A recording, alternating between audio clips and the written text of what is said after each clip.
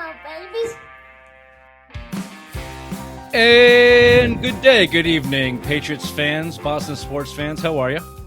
This is the Simple Mind Sports Show, Friday Rewind live, Tuesday, August 12th, special edition coming at you. We're going to talk a little Patriots preseason. I know you've probably heard a lot of it, but we haven't been able to talk about it yet. So bear with us and suck it. Because what they did was confirm all of our thoughts and all of our fears in one fell swoop. It didn't take long. It was the first quarter, I think, more or less. And I'm going to tell you all about it. I'm going to tell you why that happened in that preseason game. We're going to do a lot of Patriots here, but as we always do, we're going to do some opening takes, and we're going to start with Ray, who missed last week, as did all of us, according to the internet, but that's neither here nor there. Raymond, your opening take. Thank you there. Richard, after a 48-18 win over the Commanders, I'm starting to see the light, and the light being Rich is right.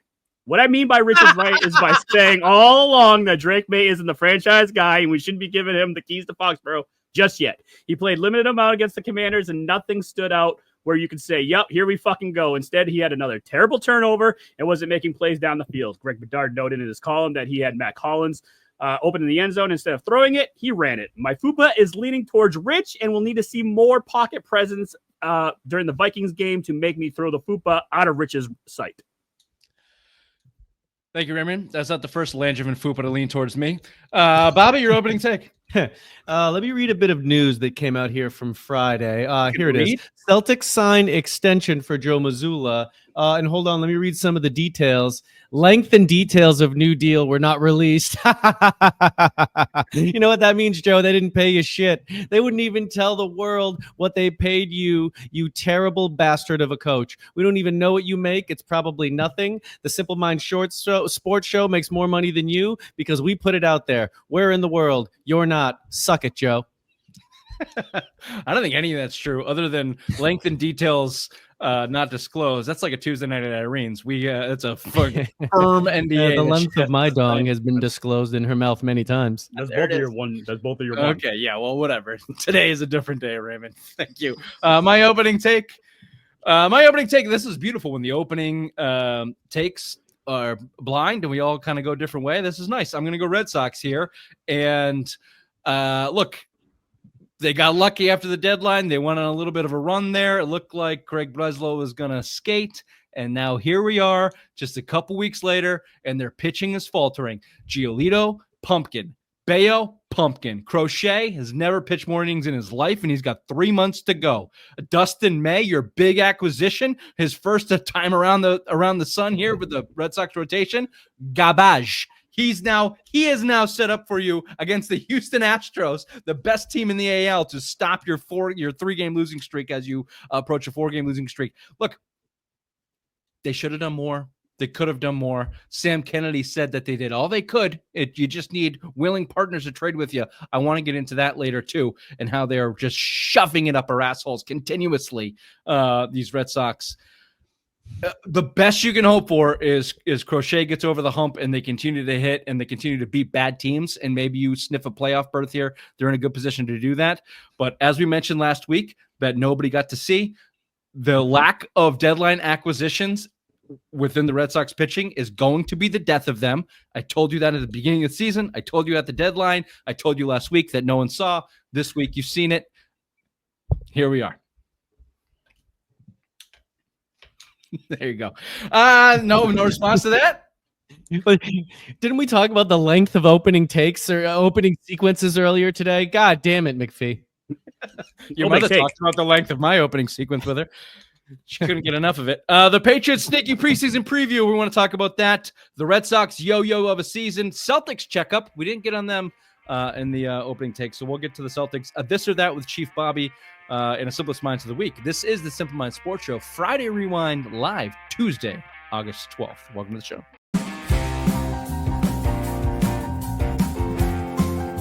Apparently, the Celtics are dumb front-running pussies. This is the same team they have been for 4 years running.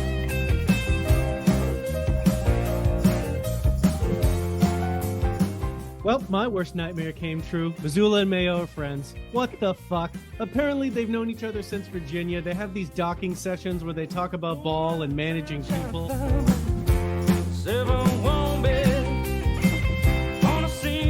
I'm on vacation. I'm gonna quay all these. I'm gonna fucking watch them this week. Do you say quay? Is it not quay? It's Q. It's Q. It's QUE. You idiot.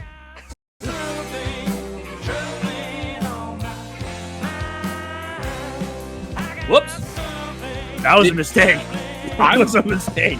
I'm pretty sure what I saw on camera in the green room was you get up during the intro music there and your fat ass hit the fucking space bar and stop the music. That was my fault. My fault. Yep. That was my fault. I actually hit the mouse. I'm sorry. Shows off to a great start.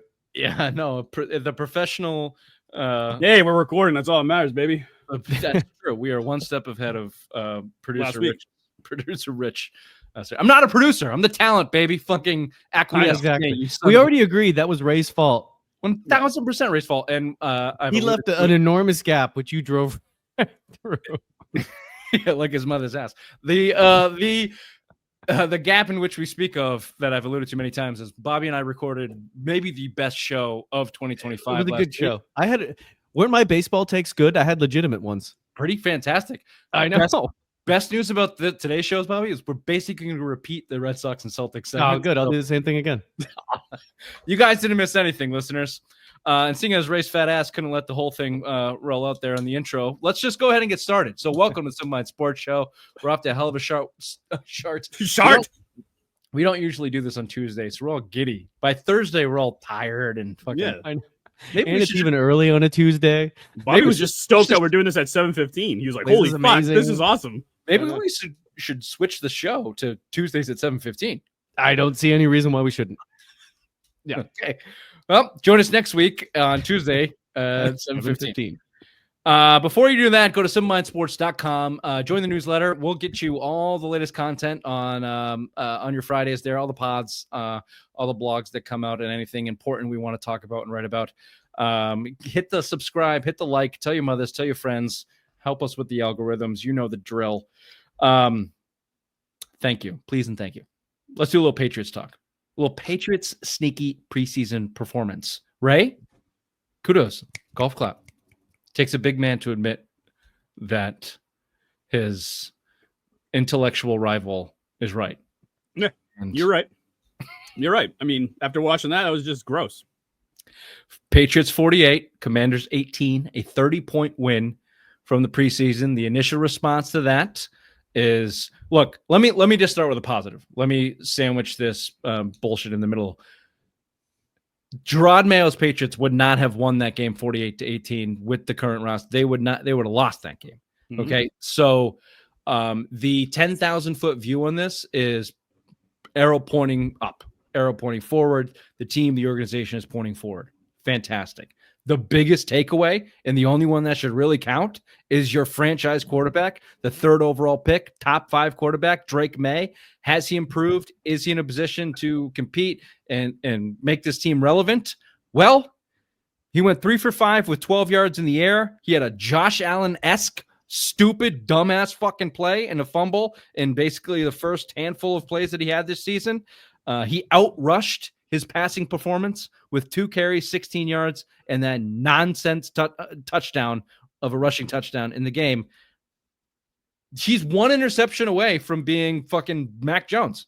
So, yeah, I don't know. I mean, yes, the overall view of this team is pointing forward, Bobby.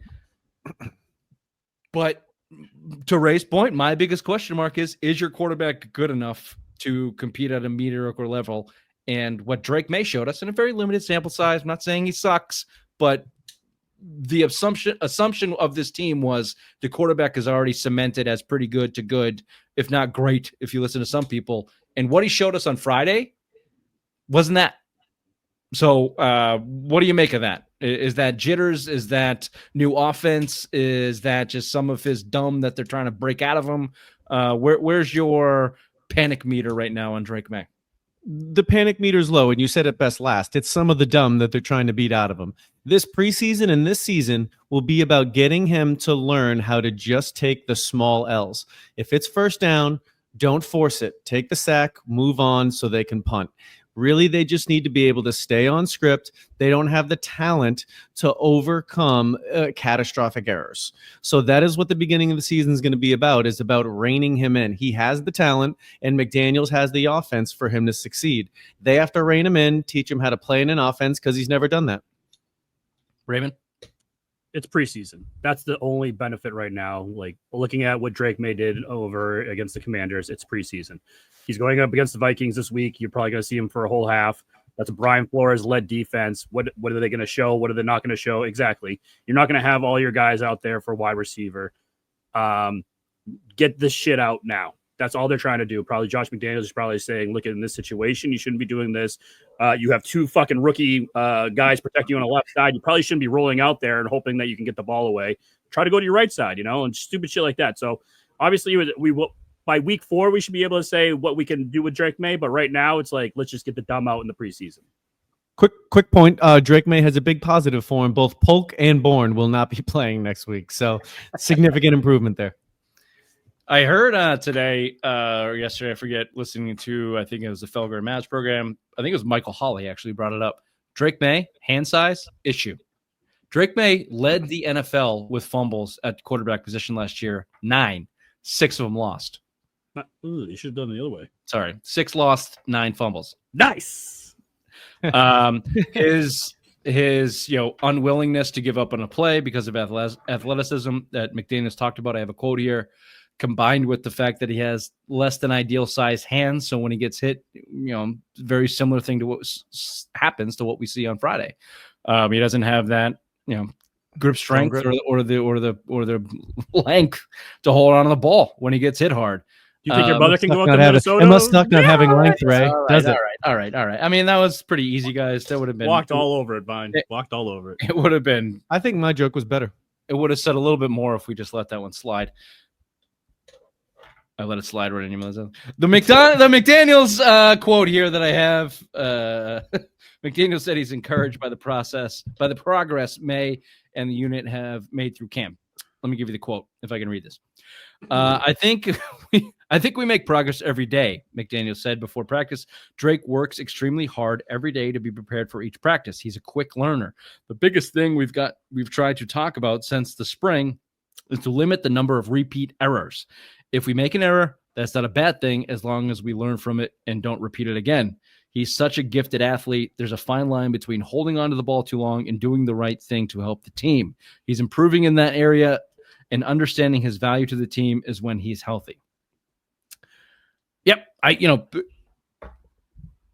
There's been multiple reports about Vrabel and McDaniels drilling into Drake Maye's head. Something similar to what Bobby said is just take the easy money, take the profit has been the line down there, and don't do anything stupid and don't get yourself hurt.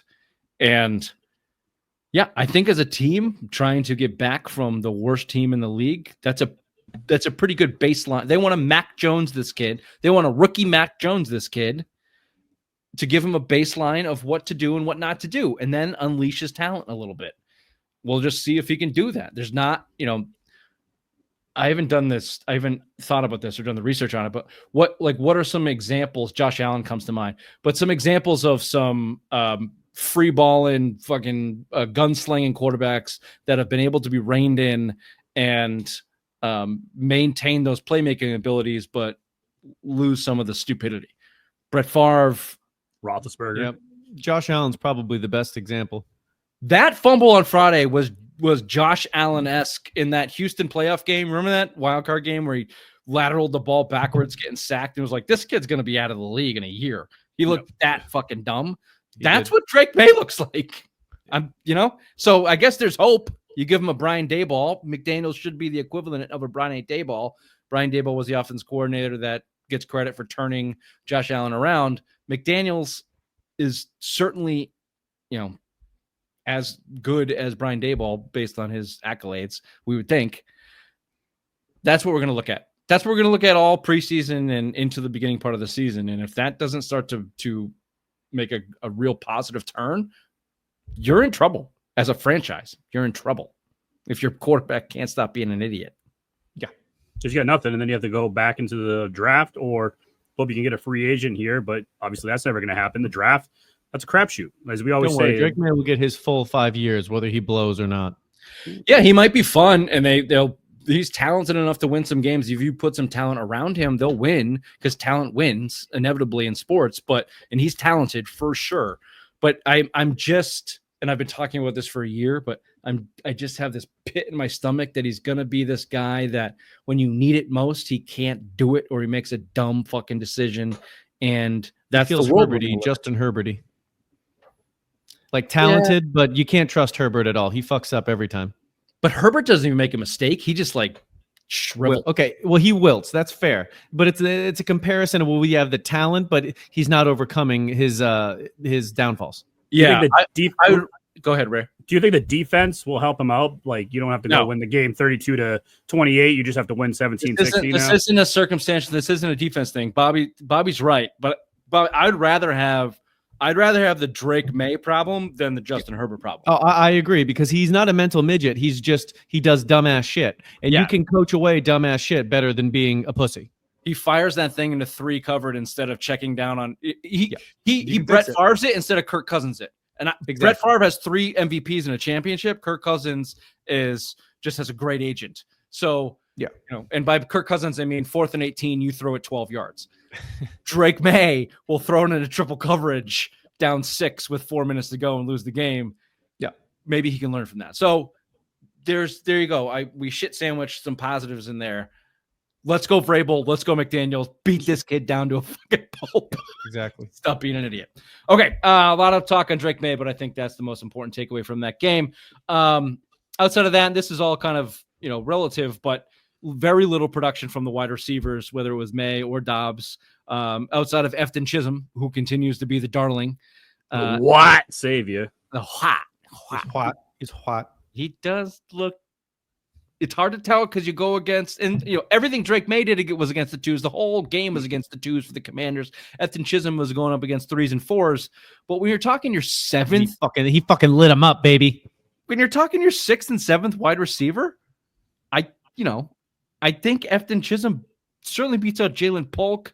Javon Baker has decided to move to special teams, and Booty's on the team. Well, and Bourne's gone probably because he's injured. Oh, Bourne's getting cut too. He's fucking gone. All right, so wide receiver is something. It's a work in progress. That's going to be a. You know what wide receiver is going to be? Wide receiver is going to be a training camp story that has no impact on the regular season. It's a fair way to put Stephon Diggs is going to be week 1 starter, and you're just going to go from there. Okay, can I give you a half toot on Steph Diggs? Sure. Steph. I don't know if we talked about this last week, Bobby, and no one does because we didn't record. Steph Diggs is not your number 1 wide receiver by every single person that watched the Patriots since July.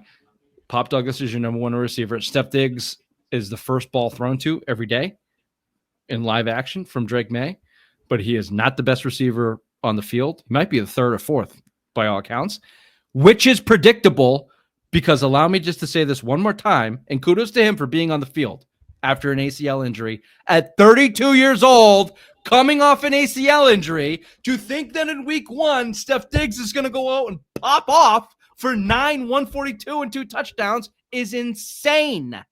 So I don't think he's going to do that, but I'm glad he's there.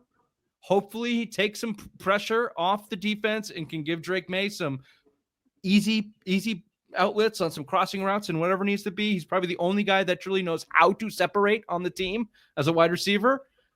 But let's just pump the brakes on what we expect Stephon Diggs to be. Can he open the door, Bobby, for Demario Douglas to take one-on-one coverage and break something open and make it hit him? I think that's your best case scenario for Steph Diggs. Takes 3 or 4 balls over the middle, crossing routes, 24 yards on the day, but he opens a big one up for Pop Douglas down the seam or something. He'll be a name that's respected on the intermediate level. He'll actually draw real coverage. Players will respect him, and then they will forget someone, whether it's a Douglas or a Williams, that's going deep, because now they have a couple players that can do that. So yeah, that's 100% the hope with him. Or a Henry up the seam. Look for that Exactly. patented Rob Gronkowski, Josh McDaniels, Tom Brady, run your crossers and bring the tight end up the seam on the good pass catcher. That's, We talked about it. I keep bringing it back, but that's your McDaniels offense. Easy bread and butter. Okay, let's move on to the offensive line. Will Campbell, outside of the calamity that turned into that fumble that we talked about with the other rookie, Jared Wilson, which depending on which professional football watcher you talk to, whoever is at fault there, whether it's Campbell or Wilson or May, he was a part of it. Other than that, Will Campbell, per Pro Football, 85.6 rating, was really good. He's got that highlight on the swing run, driving a guy down the field, put him in the ground. Everybody's really high on Will Campbell at left tackle. Ray, you mentioned it though. Their Patriots are staring dead in the face of starting two rookies on the left side of the offensive line, and Will Campbell and Jared Wilson. The first time since 09. Thank you. 09 in Miami. Was it Miami? No, I think it's the Ravens. Okay. Well, and you can make a big deal of that if you want, but I just go, if that's the best you got, I don't who cares? Do it immediately. Yeah. They're the best players. Start them. It looks like they have Raymond. It looks like, and this is really common for young offensive line players in the NFL. They have troubles with stunts. They got to communicate. They have to learn how to communicate. You have to learn how to gel on the offensive line. And when you're young players just trying not to get smoked, and you deal with stunts against 300-pound athletes running 4.5s, that's a tough thing to do. So what's your overall takeaway there from the offensive line in that preseason game, and specifically the left side of the line starting the rookies? Again, and just let me throw this caveat on before you answer. I've heard some people talk about shifting a window over there. No, stop it. What's the last time it looked like when Owino went over there? He's a right guard. That's where he belongs. Keep him at right guard. Every place he's been, other than right tackle with Tom Brady, has been garbage. So just keep him where he's at. He's getting paid $20 million to play right guard. Let him play right guard. Go on. The line looked great, except the biggest question mark is who's going to play center for this team. I mean, Bradbury and Ben Brown were trading snaps, so that's the real question. I mean, that center is usually your quarterback of the offensive line, calling out audibles, running different schemes and packages and stuff like that. So that's the big question. I mean, I think I liked what I saw from Will Campbell and Jared Wilson. Let's see what Ben Brown can do at center. Let's see him go against the Vikings and see how he can maneuver and have that rapport with Drake Maye. That's what I want to see. Bobby.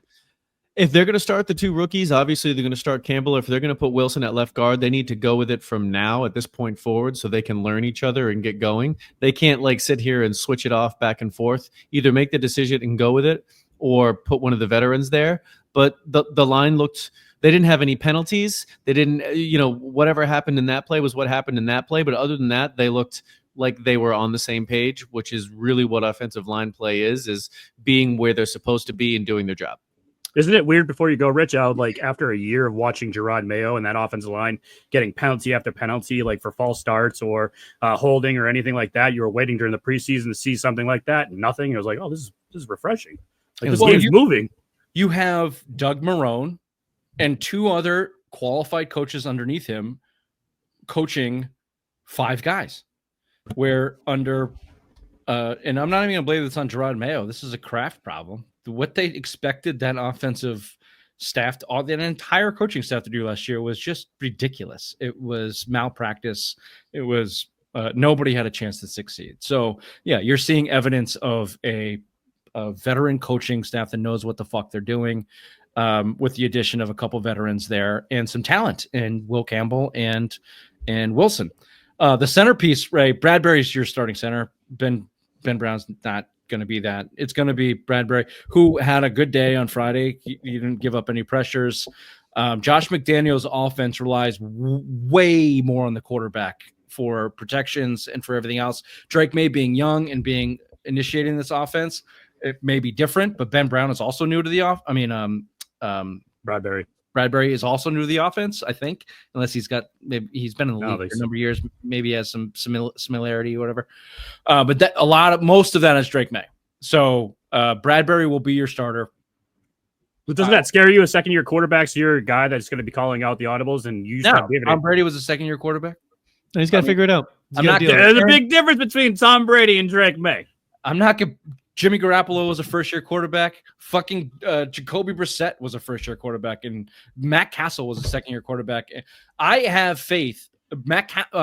Fucking Mac Jones was a rookie. Cam Newton. I have a lot of faith in Josh McDaniels as a offensive coordinator and a decade plus experience as a quarterback coach to not put too much on Drake Maye's plate, to understand where he's at and understand the responsibility that he can put on him. And Mike Vrabel is right there on his hip, understanding the most important part to his success, Mike Vrabel's success, is Drake Maye. And he is his leadership guru, guide, whatever you want to say. Mike Vrabel's fucking right there. So, yes, I think Drake Maye is a football intelligent guy. I think when the bullets got fired, showed that. Yeah, he showed that. Yes. I think he understands football. Like, I don't think he's dumb. Yeah, I don't think that's his problem. I don't think he's dumb. When the bullets start firing, because this happens to every highly touted athlete in every sport, highly drafted. You've been the biggest, fastest, best athlete in every level of sport you've played, and you could just outrun everybody when shit got crazy. That's their default. And this is why college football is ruining the NFL. That's Drake Maye's default. In the ACC, he could just fucking outrun everybody. So when shit broke down, he just ran. You can't do that anymore. So they're trying to break him like a wild stallion out of that. And then I think he's football smart enough to understand offense and to do that. He just has to get rid of that tendency to, when the bullets start firing, let my athletic ability beat everybody. And it won't, because the linebackers in the NFL are really fucking fast. So are the D linemen. You can't do it, dude. Time and time again, we've seen it. Some guys beat it, and some guys don't. We'll see. We'll see what Drake Maye can do. All right. That's a lot of talk. Any real quickly, 30 seconds left, Ray. Vikings, Patriots, joint practices here coming up. Carlton Davis and Gonzalez made the trip at cornerback. Davis expected to play, Gonzalez not. Jalen Polk did not make the trip. Another shoulder injury. Gone.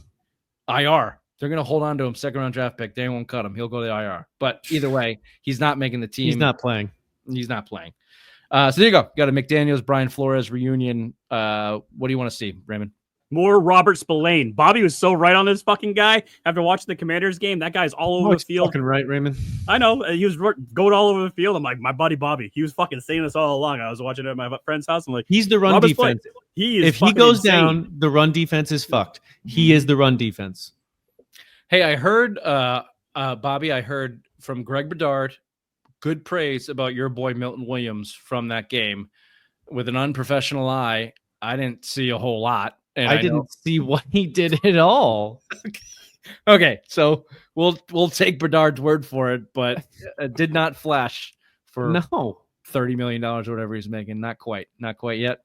It's fucking not preseason. At all. It's preseason, boys. Come on. Milton Williams did have this to say. He said, quote, "We just got to keep building, make sure we're executing the call, being where we're supposed to be, and trusting your teammates." So they're building, Bobby. They're getting there. Good. Build it up. They did Belichick kind of thing. They did after that preseason game. This will be the last point here and before we get to one last Patriots point. After that preseason game and after a week of not stopping the run, they did cut a rookie and signed Kyle Pecco to help with a 300-pound defensive tackle, which is basically a run stopper. He played for Vrabel at Tennessee for a couple of years. Perfect.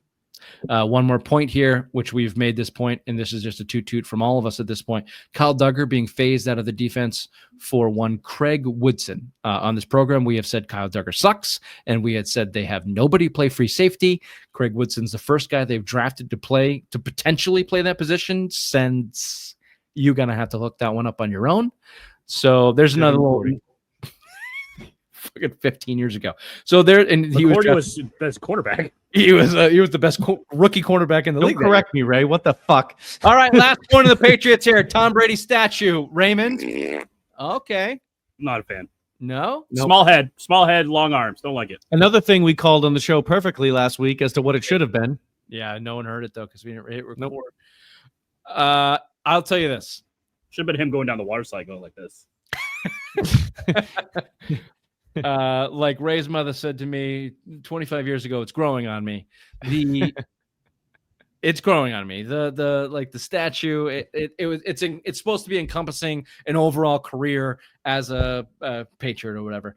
So okay, Boring. Bobby and I said, just give me the Tom Brady quitty. He is fundamentally the best quarterback throw that you will find. I mean, he literally studied it and worked on it like a goddamn guru. Get him in full cock mode, rearing back for that Randy Moss 53rd touchdown with his head. Everybody knows exactly what it looks like. Everybody knows it. Just in its perfect form. It's right there. You got the perfect C, and the helmet's on, and the whole thing, and you're in action, and he's breaking records, winning Super Bowls. Like, give me that. Not the fucking hand up.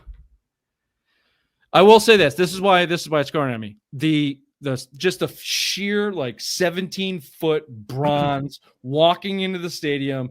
On the bottom, it's the six. What's a six-figure thing? Not a hexagon, but a Septagon. Septagon? Is that Hex right? is 6. Hexagon. Hexagon. Hex Sept is 7. Hex is 6. Pentagon is 5. I don't know what 7 is. I said hexagon. So I was right originally. I've been drinking. You got and all of his Patriot Super Bowls there are aligned around. So like the intimidation factor, and he's there, and I'm a champion, and I rule. Like that's all. Like the aura I think is captured. But yeah, I would have liked to see a better iconic pose. Yeah, they fucked it up. Water slide, I'm telling you, that fucking water slide would have been epic. Water Long slide. hair, just fucking. That's how your mother looks when she slides down my dong. She's crying too. All right, we'll throw it back to headlines with the obvious one.